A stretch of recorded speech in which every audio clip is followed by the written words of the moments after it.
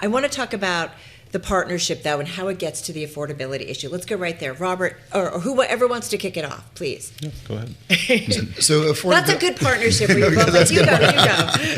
Well, look, what this represents is the number one largest brokerage in the world, Compass, 340,000 agents, 9 brands, Compass, Corcoran, Sotheby's, Coldwell Banker, Better Homes and Garden, ERA, Century 21, Christie's, and At Properties, partnering with the largest mortgage company in the world to help sellers by giving them something they've never had before, which is the ability to market their homes to 60 million buyers without days on market and price drop history. Ultimately, there's a risk to listing, negative insights that are on listings that we are taking off the listing so for the first time so that they can market without risk. There should not be these artificial barriers. Yeah, Bruno, come on in here, because if we think about affordability, what we hear over and over again from economists is, mortgage rates matter. It matters how much people are thinking about buying and their salaries and how they think about affordability. But it really has to do with supply. Yep. And if we're not building more homes in places where people want to live, we're just not going to make a dent. How do you do it if you're not a builder? I think it's a very complicated problem, and I think it's really important that industry participates and does its part. And the purpose of this partnership is really to attack affordability in 2 ways. The first one is inventory. As Robert shared, we plan to bring, as a result of this partnership, 500,000 to 1 million listings to the market that are not accessible. And so, why aren't they accessible? Because part of the issue is that certain sites provide access to these private exclusives and coming soon listings. And these are inventory that really comes down to a more flexible way for sellers to be able to advertise their home. And what we think is that everyone is really focused on the buyer. That's obviously a very important side of the equation. But in some ways, the entire world has forgotten about the other side of the equation, and that's the seller. And so this partnership first is focused on the seller. It's about lowering the barrier to entry so that more listings can be advertised online, on Redfin and on Compass. So that's one side of the equation. The second side of this is a mortgage partnership, and that's where we are building a more integrated platform for buyers so that buyers that use Rocket Mortgage, that use Compass, can actually save money. They can get up to $6,000 in closing cost coverage. They can save up to 1% on payments for the first year. And so it's a very multifaceted challenge to fix affordability. But what's great about this partnership is it fixes things for both buyers and sellers on both sides of the ecosystem. But I got to ask, one of the things that Tim and we've covered this a lot in terms of affordability. And yes, some of it is buying homes, affordable homes where they are needed. It's not just buying homes. But the other thing is a lot of folks have said, we need to pay people more, that it's an income thing. So are you guys going to give mortgages? Are you changing your metrics in terms of income and so on and so forth? Like who qualifies? Yeah, because that gets to the affordability issue too. Yeah, I think, look, the reality is affordability, as you said, is much more than just supply and demand, although supply and demand are probably the major ways to attack the problem.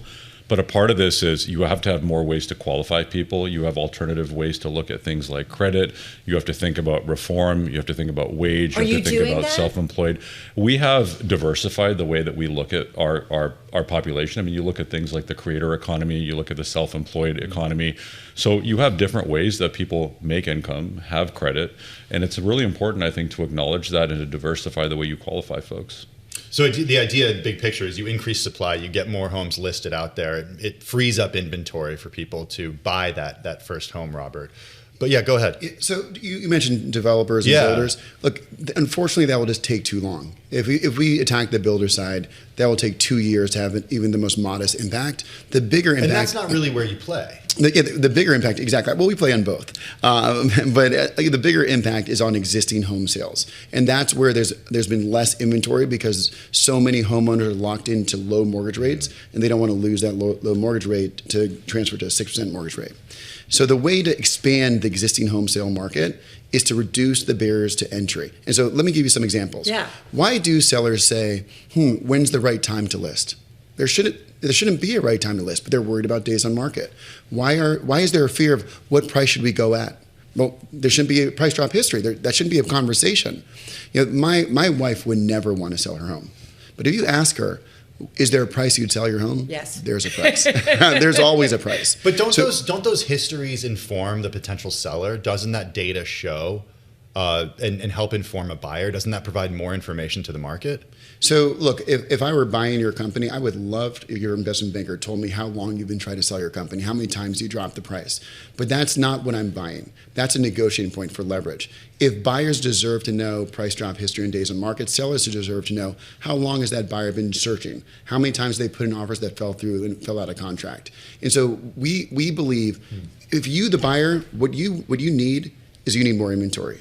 So to help you, the buyer, the best thing that we can do is just let the seller sell however they want. And if we do that, there'll be more inventory. So then, wait a minute. So then now does the seller have more information, or you're just getting rid of it and it's just kind of a through? We're just getting rid of it for the first time. So you just list it and you go. If you go to Australia, the word days on market and price drop history are not on the sites. They don't exist. The reason why is that system was built for sellers. Here, it was built because everyone's forced to put in the MLS. It was built for buyers. And so we're just trying to bring the pendulum back and give individual homeowners the same advantages as the builders. Builders market without days on market and price drop history, so we should give homeowners the same opportunity. What makes you so sure this is going to work in terms of the affordability issue? Because I also wonder if you remove some of that information, to Tim's point, if there have been price drops, that ultimately brings down the cost of the price of housing. But if you don't have that and it just kind of stays and maybe doesn't really indicate what's happening at the broader market, doesn't that lead to price appreciation? And that doesn't get to the affordability issue. I think there's two things to point out. I think the first thing is, I think no one can disagree that today there is no inventory, right? Like, we have an issue with the way the system works today, which is that we looked at some Redfin data, and so half of the homes that are listed right now have been on the market for 60 days plus. So we have a lot of stale inventory. You don't have a lot of new inventory. So I even see that fundamentally, in my neighborhood because I like to check and keep an eye in terms there's of just valuation. there's not much But stuff inventory stays- coming on market. Yeah. And so to me, it's less about some of these metrics. It's more just like, how do you create more inventory? More inventory creates more competition. It reduces scarcity, and that creates pricing advantage. And so the bigger picture for us is just, how do you attack the supply problem? Because without sellers, you're not going to have buyers, and every seller ends up being a buyer. And that's really what we're focused on here. Robert, you were a data-driven guy. How do you measure if this actually works? Like, what's the metric? We will see more inventory come to the market. How much more inventory? Before restrictions came into the industry through something called clear cooperation, which forced every individual American homeowner to put their listing in the MLS after 24 hours, 90% of our listings started off outside of the MLS system.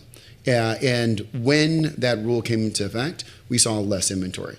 And so I can't give you the exact number, but we will see how much more inventory we will bring to the market, and we'll share that with the public. Will this work in any rate environment? Absolutely. Just, there should be no fear to list. There should be no downside to list. There should be no barrier to list. You should be able to list however you want. Do you want to not disclose the price and say price upon request?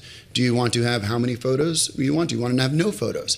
Do you want to have an address that just says Fifth Avenue luxury penthouse without saying the exact unit number? Whatever you want. If you take away all those barriers, you will have more inventory. Help me understand, too, what does this do to the selling process? The real estate agents who are selling properties, who often, sometimes I would say, covet certain properties. Does that change any of that? Well, obviously, I believe deeply in real estate agents. My mom is a real estate agent. That's what I'm trying All to my understand. clients are agents. Is your mom calling you and say, what the heck are you thinking about? My mom supports this idea. Okay. She supports the partnership. But no, agents are at the center of this. And we, both our companies with loan officers and real estate agents, we are empowering the real estate professionals that are required to make the transaction happen. The other thing I would add around the rate environment to that question. Because you guys did kind of smile when I said what was going on with the 10-year and how we saw rates move down. Well, so it does impact this market. It's great to time. see rates moving in a good direction. We think that gets more buyers off the sideline. But I think what's unique Unless the about economy's slowing down and nobody's going to be working. That's right. What's unique about Rocket in particular is that Rocket has the home search experience. We have a servicing book. And because of that, we can acquire clients at a lower cost. And when you can acquire clients at a lower cost, you can help save them money on the overall transaction. And so you eliminate a lot of the friction, you become more efficient by using technology, and that turns into real savings in terms of lower rates and lower fees. And that happens in any rate environment. So that's what's unique about our business model. Some of the mortgage origination costs, like some of these things will go away or be reduced or what? That's right. And that's because many of the clients are buying, they're already homeowners that we service, and then they're buying their next home. And so the cost to acquire that client becomes significantly lower.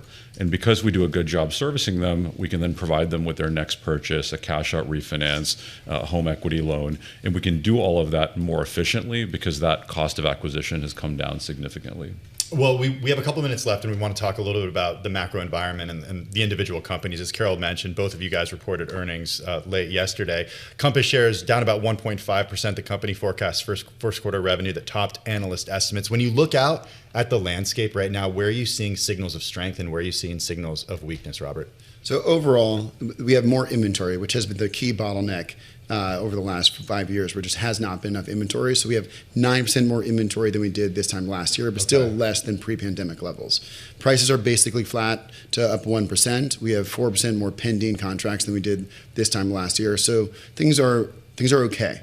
We're not out of the woods yet. Mm-hmm. Mortgage rates being at 3-year lows at just under 6%. I think the key is, can we see sub 6% mortgage rates, not for a day, not for 3 days, but for a season? If we do, then I think we will see strength in the market. Varun, same question to you. What are you seeing when it comes to the macro? How does it compare from last year, a year ago, 6 months ago? And your visibility on the outlook? Yeah, I mean, generally when you look at all the different industry forecasts, we expect the mortgage market to be bigger in 2026 than 2025. I mean, the question is just how much bigger and how far up and to the right. So more activity. More activity, more purchase behavior, more refinance behavior. Obviously, as Robert said, we see inventory starting to creep up a little bit, which is good. We're starting to see rates cooperate, which is good. And I think that for the first time, you're starting to see a 5 handle on the rate environment. And that's going to bring a lot of buyers off the sideline. And so we do expect 26 to be better than 25. But a big part of this is just some companies have built a business model to be able to thrive in any rate environment. And that's kind of what our focus is. We know the president is so focused on affordability. He's focused on making sure that people can get into homes. Have either of you guys had conversations with the administration? We have. I mean, we have great relationships with everyone at the administrative world, and we support reform. We support affordability. We support new programs, new initiatives, anything we can do to create more buyers and sellers and improve the supply challenge that we have in this country, we support. Was there anything in terms of a specific program that you would like or policy that you'd like to see the administration support? Yeah, I'd very much like to see them eliminate NAR, the National Association of Realtors, clear cooperation rule that forces homeowners to put their listings in the MLS. It's not NAR's home, it's the homeowner's home, and they should have the freedom to market their home when, where, and how they want.